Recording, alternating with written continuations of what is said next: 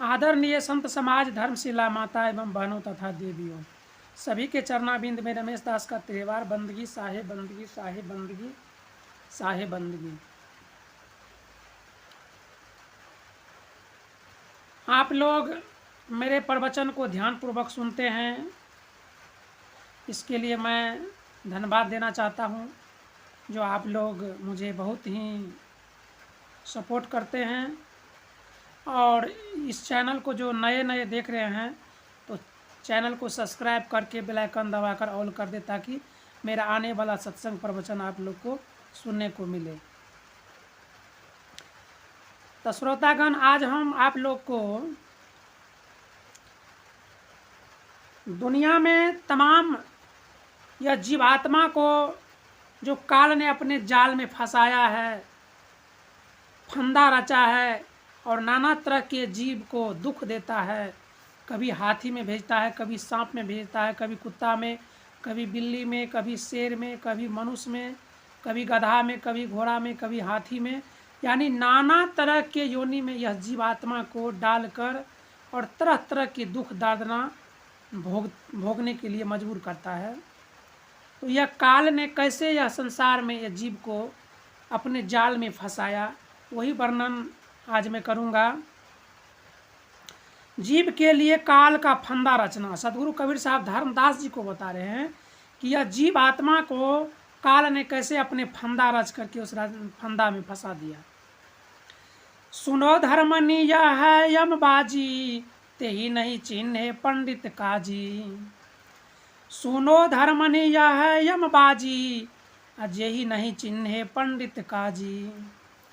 जायम ताही गोसाया भाखे, तजे सुधा नर विष कह चाखे। कबीर साहब जी धर्मदास जी को बता रहे हैं, यह यम काल निरंजन की चालबाजी है जिसे पंडित काजी नहीं समझते। इस काल निरंजन को भ्रमवश सब स्वामी कहते हैं। यानी जो काल निरंजन है, जो ये जाल को बनाया गया है जीव को फंसाने के लिए, अंधकार बस अज्ञान बस यह जीव उसी को मालिक बना बैठे हैं।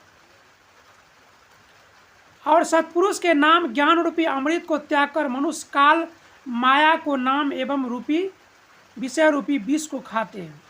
यानी परमात्मा का नाम को भूल करके यह जीवात्मा अज्ञान बस अंधकार बस उसी काल का पूजा में लगे हुए हैं, जो इस जीव का दुश्मन है, फंदा रच के इसमें फंसाता है, शिकारी है। चारहु मिलिया रचना किन्हा, काचा रंग सोजी भी दिन्हा। चार मिलिया रचना किन्हा, काचा रंग दे जीव ही दिन्हा। यानी शरीर जो है कच्चा है, यह कच्चा शरीर को काल ने किस तरह बनाया और उस कच्चा शरीर में जीव को डाला। अब देखते होंगे कि यह शरीर के अंदर यह जीवात्मा तड़पते रहता है, कभी बुखार होता है, कभी हार्ट अटैक हो जाता है, कभी दांत में दर्द हो जाता है, कभी कान में दर्द हो जाता है, कभी आँख में दर्द हो जाता है, कभी घुटना में दर्द हो जाता है, कभी गला में दर्द हो जाता है, कभी छाती में दर्द हो जाता है। और यह जीवात्मा इस शरीर रूपी पिंजरा में तड़पते रहता है, परंतु यह पिंजरा से बाहर नहीं हो पाता है। तो वही सदगुरु कबीर साहब धर्मदास जी को बता रहे हैं कि चारों मिली यह रचना किन्हा, काचा रंग सो जीव ही दिन्हा। 5 तत्व 3 गुण जानो, 14 यम ता संग पिछानो। यही विधि किन्हीं नर की काया, मारे खै बहुरी उपजाया। चारों अष्टांगिनी ब्रह्मा विष्णु और महेश ने मिलकर यह सृष्टि रचना की। उन्होंने जीव की देह को कच्चा रंग दिया। यानी यह शरीर जो है यह कच्चा है, 5 तत्वों से निर्माण किया है, वह अस्थाई नहीं है। यानी यह शरीर जो है यह जीवात्मा के लिए अस्थाई नहीं है। कभी शरीर मनुष्य के तन में भेजा जाता है आत्मा को, कभी गधा के तन में भेजा जाता है आत्मा को, कभी बकरी के तन में यह आत्मा को भेजा जाता है, कभी मुर्गा के तन में यह आत्मा को भेजा जाता है। और नाना प्रकार के दुख और कष्ट इस आत्मा को सहना पड़ता है। तो ब्रह्मा विष्णु महेश और अष्टांगिनी आदि दुर्गा चारों मिल करके सृष्टि रचना की। उन्होंने जीव को, देह को कच्चा रंग दिया। वह स्थायी नहीं है और वह आयु अनुसार रंग रूप बदलती रहती है। 5 तत्व पृथ्वी जल अग्नि आयु एवं आकाश और 3 गुण सतोगुण रजोगुण एवं तमोगुण से देह की रचना जानो। उसके साथ 14 यम पहचानो। समझो इस प्रकार मनुष्य देह की रचना कर काल ने उसे मार खाया तथा फिर उत्पन्न किया। इस तरह मनुष्य सदा जन्म मरण के चक्र में पड़ा रहता है।